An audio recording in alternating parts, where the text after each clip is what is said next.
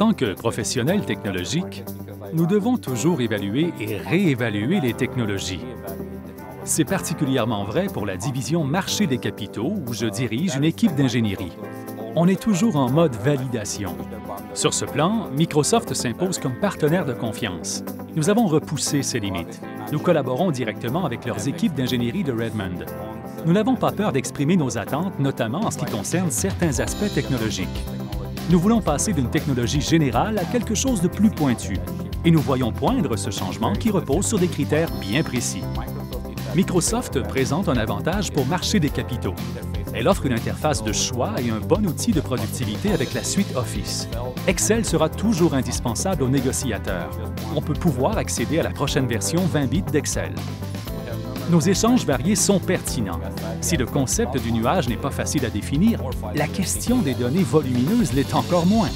Le volume de données générées en finance n'a rien à voir avec la quantité de données issues du secteur pétrole et gaz. De même, le grand volume de données compilées en génomique et en biologie n'a rien de comparable. Quand on fait du séquençage génomique ou de la recherche contre le cancer, on génère sûrement autant de données en une journée que le secteur financier en toute une année. C'est aussi la vitesse de traitement des données qui nous importe. Certaines stratégies de négociation exigent une analyse complète, une grande précision et une exécution en 30 millisecondes ou moins. Sinon, la négociation s'avère non rentable. Pour nous, la question des latences et du traitement des données au vol reste donc fondamentale.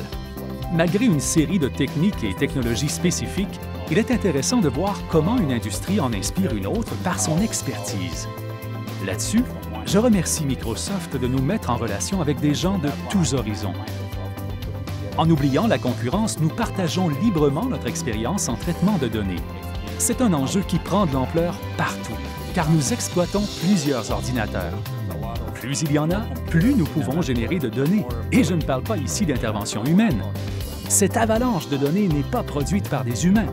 Elle provient des systèmes que nous exploitons.